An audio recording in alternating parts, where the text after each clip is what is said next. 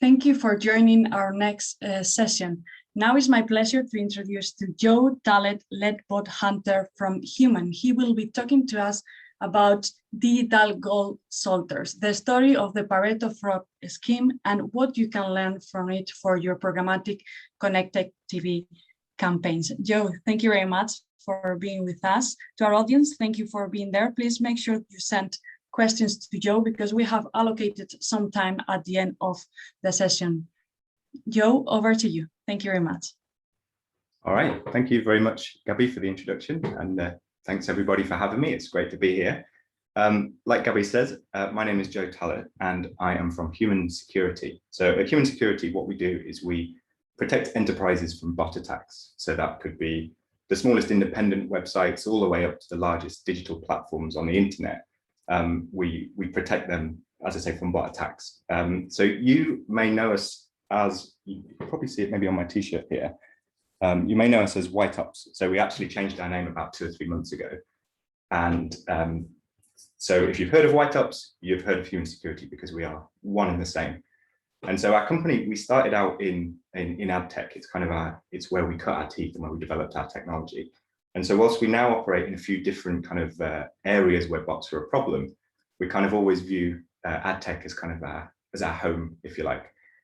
And so so today I am going to be telling you the story of PARETO. And I'm just going to get my slide. I've got some slides, so I'm just going to present those slides. So 1 second.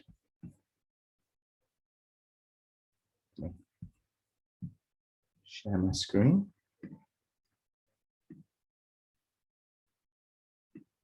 Okay.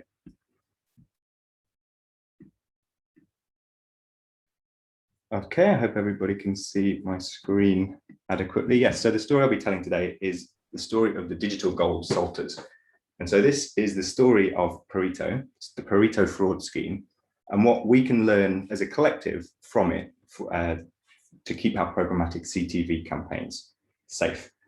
And so I guess I'll start the talk by saying I'm going to make a promise, and that this won't be a kind of a shock talk about the size of the fraud problem. You won't see any scary numbers. I'm not intending to send everybody away with kind of anxiety about what we do. It's instead intended to be a study and trying to extract some insights in order to kind of collectively be safer when we buy CTV. And so yes, with that, I will first of all probably explain the question that arises from this, the title of my talk, which is, what does digital gold salters mean? So salting is it's a term from the minerals and commodities industry. And it's a confidence trick. It's been kind of successfully pulled off for getting up to 2 centuries now.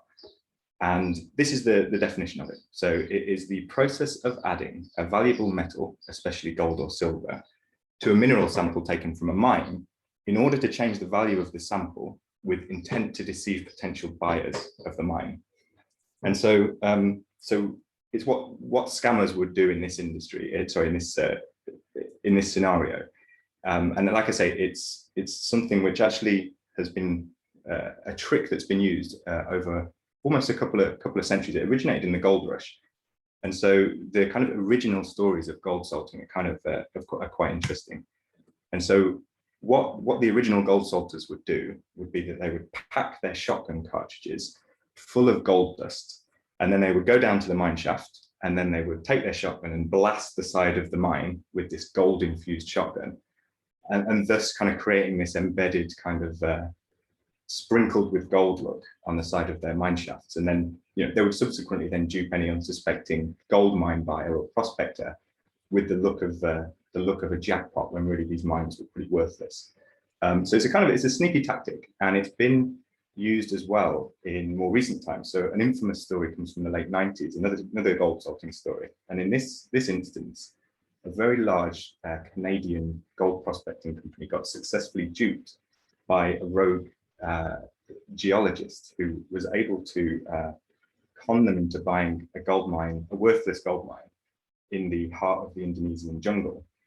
And the way that this rogue geologist did this was to file down jewelry shavings and kind of rings and necklaces, I don't know where they got them from, and infuse them into the rock samples that the company were using to value the mine. And so they pulled it off. It's a pretty infamous story. It actually made it all the way to Hollywood.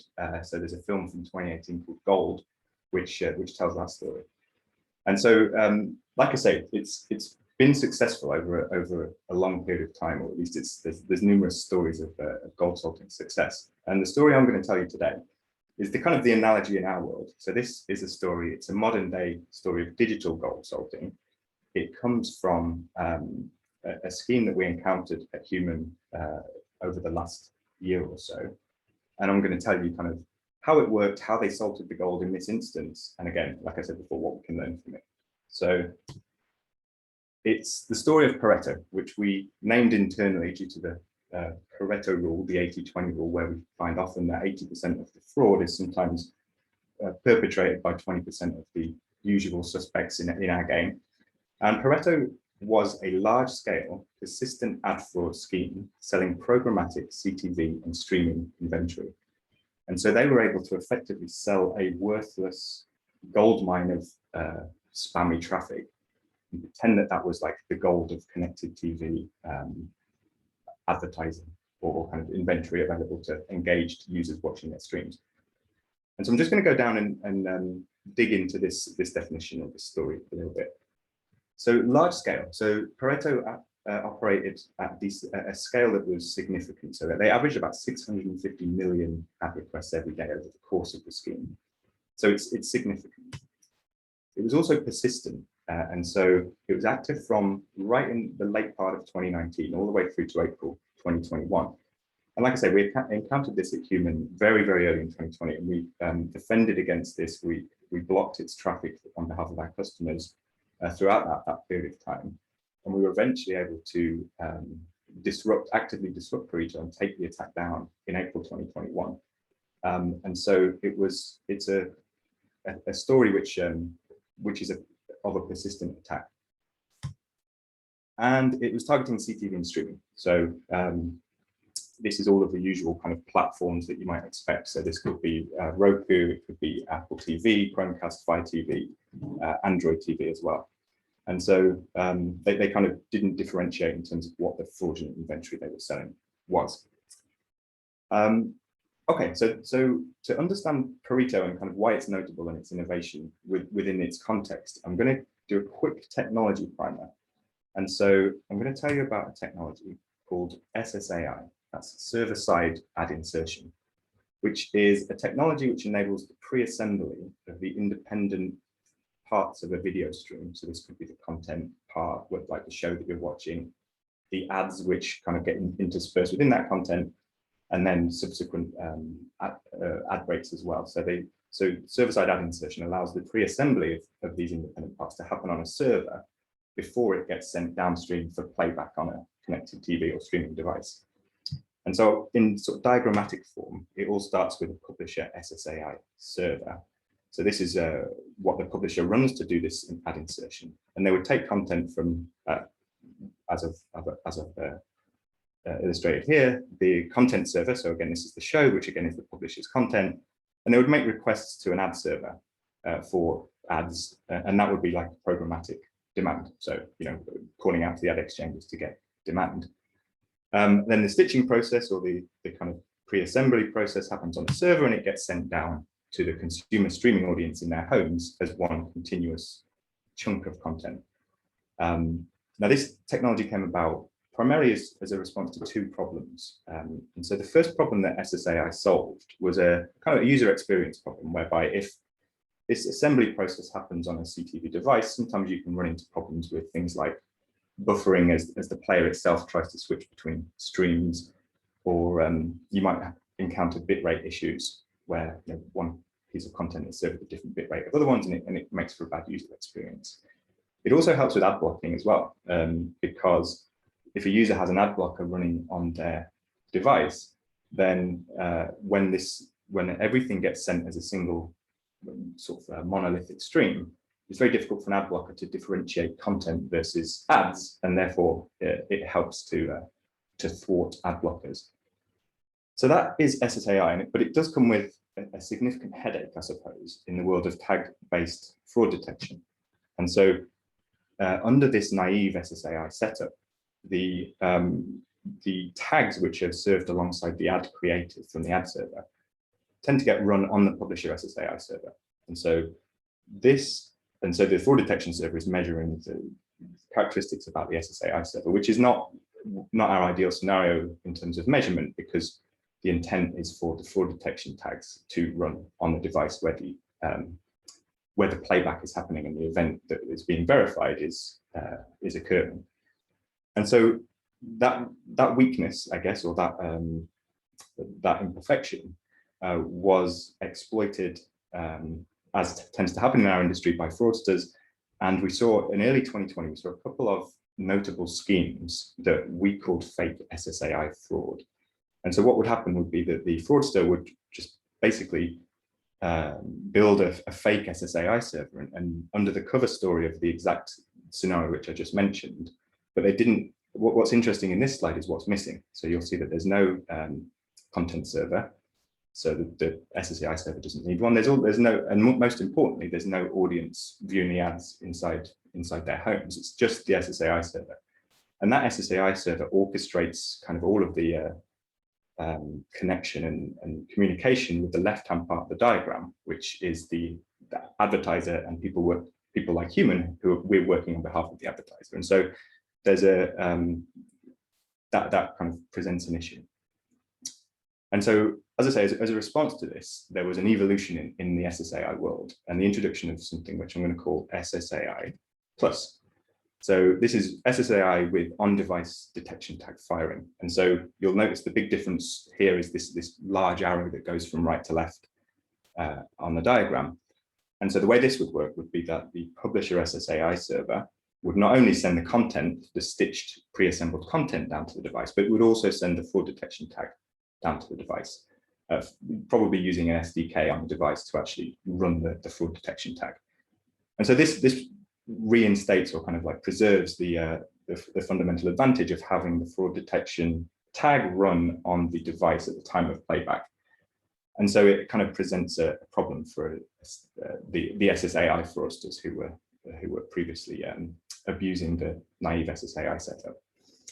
And this is probably where PARETO and its innovation is best understood, because what PARETO was the first fraud scheme which was able to adequately mimic this SSAI Plus setup.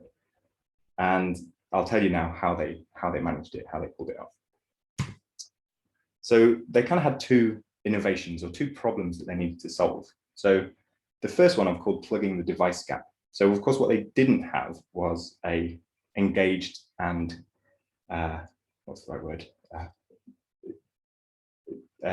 Hungry for ads CTV audience. They didn't have the audience which the advertisers wanted. And so instead, they had to plug that device gap. And so what they did have, and this is often the case in our world, fraudsters tend to have these a lot, they had an Android botnet. And so they kind of used the Android botnet in conjunction with the SSAI server in order to pull off the scheme and have this quote on device verification. And so that combination is what they did here. And so, I mean, a company like Human, thankfully, we wouldn't be doing our job properly if we weren't able to easily tell the difference between code which is running on an Android botnet versus code running on a connected TV device, which is what the fraud was, the cover story of the fraud. And so I'll talk in a second about how exactly PARETO had to solve another problem. But just going back for a second, Android botnets can perhaps be a little bit inscrutable, and I'll explain how they assembled this botnet.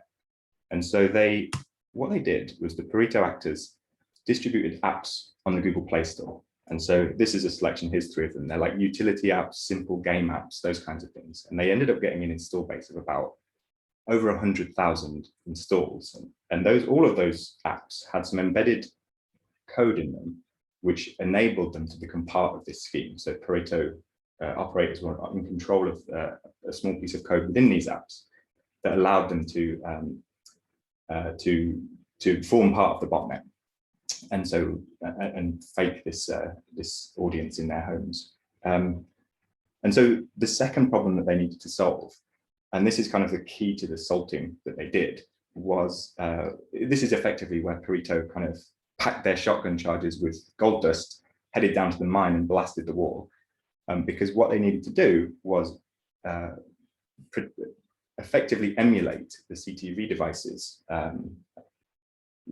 from their Android partner. And so this here is how they did it. So this is some code which is taken directly from the Android malware, which I just mentioned. And it reads effectively like a kind of a recipe or a set of instructions. What you can see hopefully on the left of this, this piece of code is that there's it provides instructions for each of the CTV platforms that they were targeting.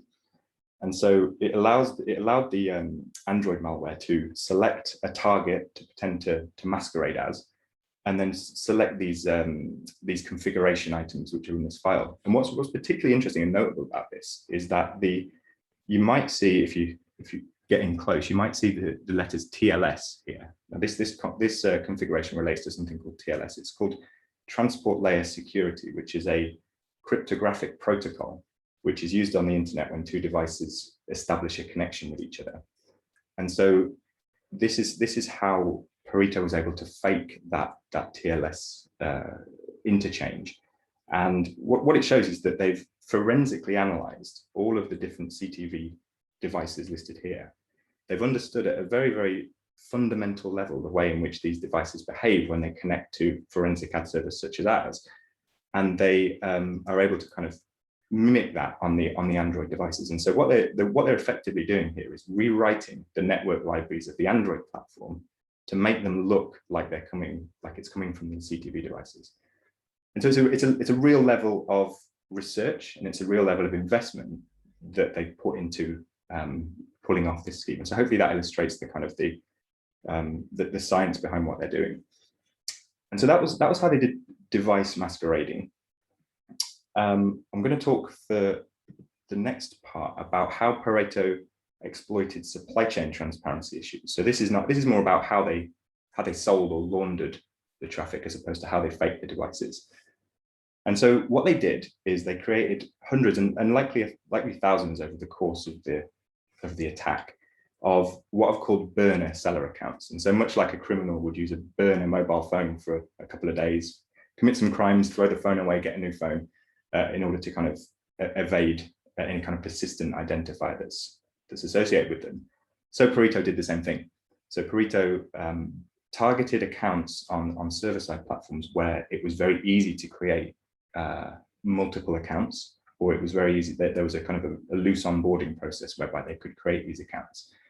And then they would use them only for a short period of time. And the diagram on the right-hand side of the slide there shows that in action. So that's a few days before PARETO was taken offline. And it shows that each individual color is PARETO using a particular account on an SSP. And you'll see that they use those accounts for no longer than a day. So it's very, very fast rotation.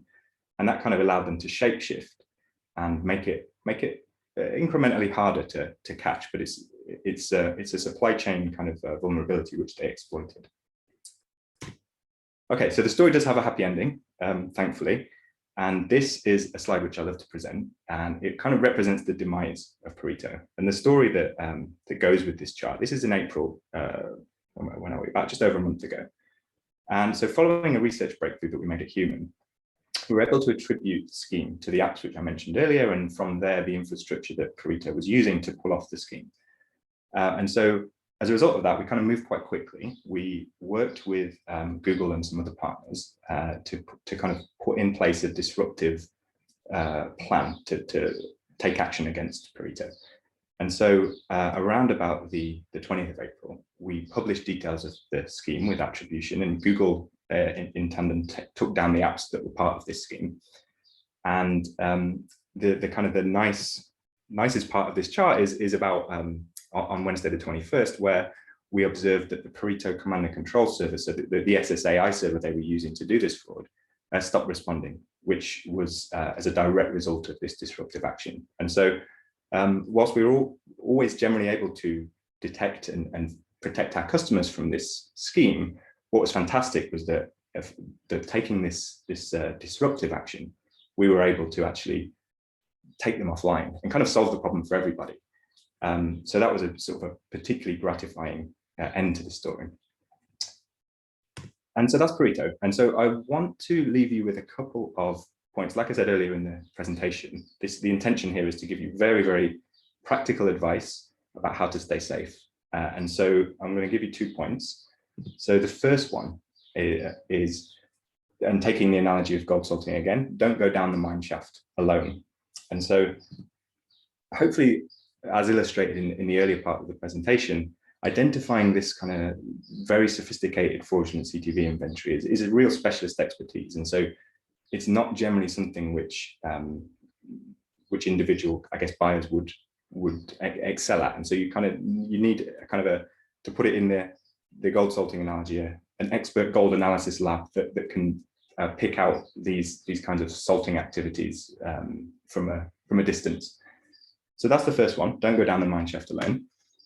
And the second one is know who's selling the gold mine. And so this one relates more to the supply chain point, which I made as well. So what we recommend is that you adopt transparent supply chain standards. So the IAB Tech Lab have just released, I think, appads.txt for CTV, or about to release. Sellers.json is another IAB Tech Lab initiative, which helps you to operate, or helps everybody in our industry to operate a transparent supply chain. And we recommend that you also kind of mandate your business partners to do the same. And so that therefore we can kind of all hold each other accountable and effectively beat the salters and drive them out of our ecosystem. And so, like I said, those are the big 2 takeaways. So please, if you're going to screenshot any slides, please make it this one. And those are the 2, hopefully, bits of practical advice that can help and can kind of let you guys do the job of finding the real gold, which is the increasing amounts of very engaged connected TV audience. And so with that, I have no more slides, but I do want to take questions. So thank you very much. And yeah, I'll take any questions that you have. Perfect. Thank you, Joe.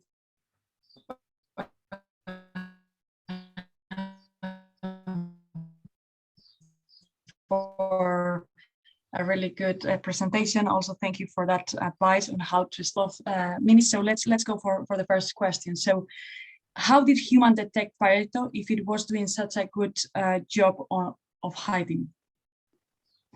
Yeah, good question. So PARETO, as I mentioned, it had done a very forensic job of masquerading as these connected TV devices. But the job wasn't quite good enough, and I suppose where the scales are balanced in a company like ours' favor is that we're able to look at a huge number of legitimate interactions that do happen on Roku's and Apple TVs and all of these connected TV devices. So we do have a very, very good view of exactly what real traffic should look like. And so in PARETO's case, whilst they did a pretty strong job, they weren't perfect. And so it was those little errors that they made in their masquerading configuration, which allowed us to initially identify the attack and then kind of keep hold of it as it shape-shifted or changed over time. And so we kind of got this original detection, which allowed us to follow it over time. Perfect. We still have time for another one. So did PARETO only target connected TV, or did you see it faking traffic from other environments as well? So it was only CTV, actually. It was a very specifically targeted scheme in this case. So we've obviously seen schemes on targeting other platforms, but for PARETO, it was a pure CTV target. And so they probably invested strongly in like I say, masquerading as these particular devices, probably with knowledge that demand is high and CPMs are very high for CTV inventory. And it seems to be where everybody wants to put their spend. So I feel like, yeah, that's probably why they focused. Perfect. Okay, so this is, thank you very much, Joe. This is the end of the session. Perfect, because we are on time. So now, thank you very much for our audience for being there. So now we will have a 20-minute coffee break, but I would like to remind you that we are having as well 2 virtual demos during our coffee break from Adform and from Human White Ops. So make sure that you click on them to find out more information about the services that they are offering, and they have uploaded lots of interesting content. So please make sure that you click on them. Thank you very much, and see you in 20 minutes for the next session. Thank you. Thank you, Joe, again. Very much. Thank you. Thank you. Bye. Bye-bye.